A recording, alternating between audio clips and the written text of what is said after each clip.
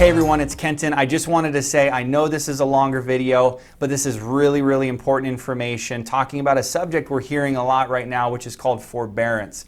I'm going to go over some information, talk about the pros and cons, and some of the things that you need to watch out for. So make sure to watch till the end of this video and make sure to share it with your friends, family members, coworkers, anyone that you can that might be impacted by this and this topic I'm going to talk about. All right, thanks so much. Here's the video. Hey everyone, it's Kenton Becker with American Pacific Mortgage. I've got a quick video tip for you this week, kind of on a timely subject that we're hearing out there in a lot of news reports, the media, and that has to do with forbearance or mortgage forbearance. I want to talk first off about what it is, and then I want to go over a few bullet points if this is something that applies to you or you want more information on it. First off, I just want to say I hope you and your families are safe and you're staying healthy, and just in this kind of crazy time that we're in, I hope you're all doing well. Okay, so first off, what is forbearance? Forbearance can come with it a lot of different names. A lot of times people equate forbearance, or they think of forbearance in terms of delayed payments. Or honestly, kind of the misinformation part is they think of forbearance as no payments. And that's really not the way that it should be looked at. Not forgiveness of payments, but instead a delay of your payments. There's some new law and there's some new federal regulation called the CARES Act. I have some notes in front of me because I want to make sure I don't misspeak or say anything wrong. So if you're seeing me read this, it's because I don't want to say something that's not the right information. Under the CARES Act, if your mortgage is federally backed, a federally backed mortgage, you have two mortgage relief options. The two options are: one, if you experience financial hardship due to the coronavirus pandemic, you have a right to request a forbearance for up to 180 days. You also have a right to request a one-time extension for another 180 days. So that'd be a max of 1 year or 365 days. You have to contact your loan servicer to request the forbearance. So you don't call your bank. You don't even necessarily call the original lender or bank that closed your loan. You're going to call the lender that's actually servicing your loan, who you're making your payments to. That's who you'll call to request the forbearance. And if they're a federally backed bank or mortgage, there's no additional fees, there's no penalties, and there's no additional interest for doing this beyond just your normal scheduled amounts that you're going to be paying to your account. So that's the first thing. The second thing is your lender or loan servicer may not foreclose on you for 60 days after March 18th, 2020. CARES Act prohibits lenders and servicers from beginning a judicial or non-judicial foreclosure against you, or from finalizing a foreclosure judgment or sale during this period of time. This is a good thing at the end of the day because it recognizes that, hey, we have an unemployment force right now that's about 25 to 30%. With the numbers gaining, there's a large majority of Americans right now that are out of work and unemployed. So this is giving them a little bit of forgiveness in that area. Now that we've defined what the CARES Act does, we've defined what forbearance is, now we want to go over 7 points that I just want to point out on things that you need to know. First and most important thing is make all your payments on time, if at all possible. Please, again, understand that forbearance is not forgiveness of payments. This does not mean that you can just not make your payment for 12 months and you'll never have to make that payment. Think of forbearance kind of in a way like the same day or 12 months same as cash things that you hear out there. It may mean that you don't have to make your payment for 12 months, but you will have to pay that back at some point. In some situations, you'll have to pay the full amount back at the time that forbearance is done. So 6 months, 12 months, but at the time the forbearance period is up, boom, you have to make that payment back. It may not be in your best interest to just delay your payments and then have a huge bill at the end if you really don't need it. The other way that forbearance can happen is a deferment, where they can actually take those payments and wrap them onto the end of your mortgage. That's going to increase your loan balance. So again, it may help in the short term, but in the long term, it will increase that loan balance and the total time it takes to pay off that loan. Now, also, our company, American Pacific Mortgage, we are not considered a government-backed entity. This means that for us, when we close a loan, until we sell that loan off to a servicer, that loan is not going to be eligible for any forbearance programs. Once a servicer picks up that loan and you begin making your monthly payments, then that servicer, who is federally backed in most cases, will be able to help you with any forbearance questions that you may have. So if we've just recently helped you close a loan, or if you're going through the refinance process, you're going to need to wait until that loan is picked up by a federally backed servicer to be able to go through that process.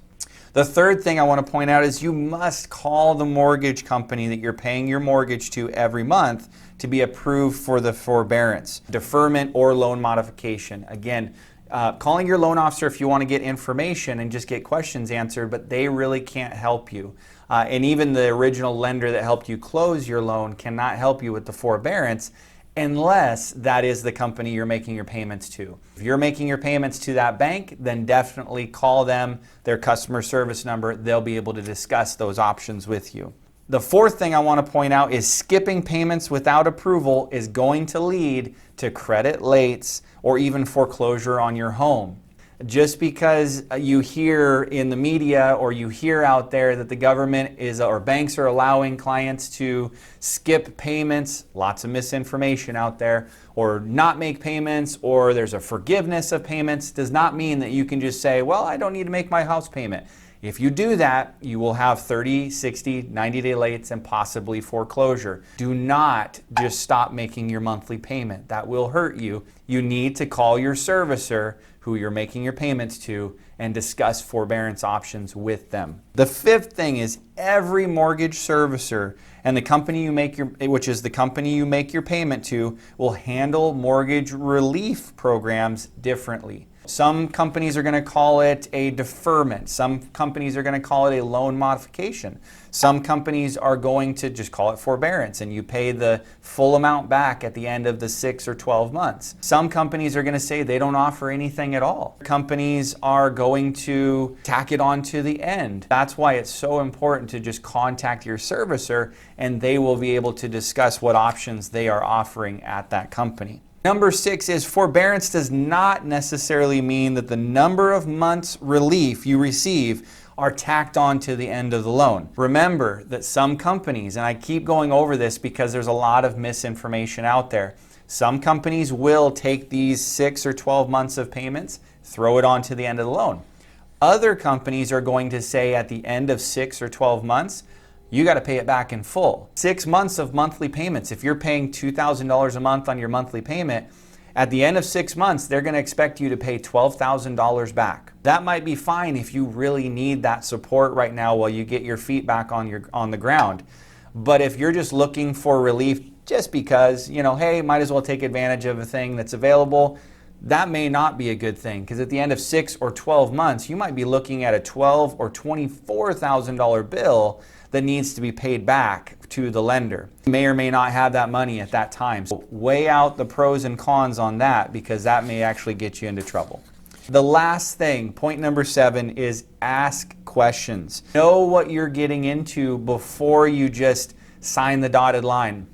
A lot of companies right now, when you get on the phone with them and you say, I want to do forbearance, they just say, okay, and then they start moving forward. We're finding that many clients are calling them, getting started with this forbearance, and they have no clue if they're going to have to owe the money later, if it's going to be tacked on to the end of the loan, if there's going to be other things involved. To make sure you get all the information first before you move forward with that. Call the company that's listed on your mortgage statement, your payment coupon. That's your servicer. They will have a customer service number on there that you can call. If you can't get a hold of anyone right now, go to their website, and a lot of companies on their actual website, they will have information published on there on forbearance or the CARES Act or deferment, loan modification. It may be one of those terms. But a lot of companies right now, because they are swamped with calls to their departments, They're putting this information on their website. Some of them even have digital forms that can be filled out on their website. So contact them that way if you just can't get a hold of anyone on the phone. I want to go back to one major point just to wrap this all up.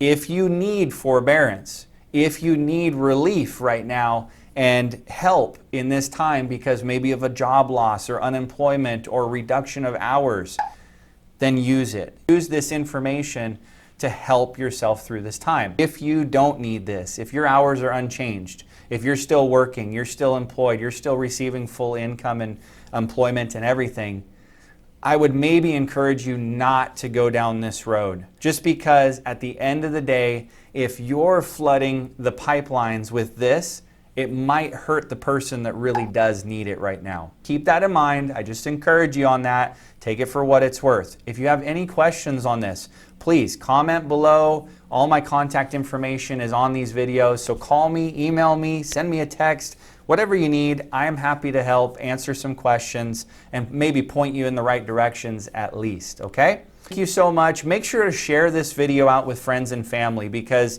if they own a house, sometimes they don't want to vocalize or verbalize the situation they're going through, but maybe they have lost a job. Maybe their income or their hours have been cut back, and sharing this video will provide them useful information that could help them through this time. Or maybe it's a friend or family member that just thinks, great, I don't have to make my payments, and they might be walking down a path that's going to hurt them in the end, because all of a sudden they're going to have a huge bill in 6 or 12 months and not even realize that was the case.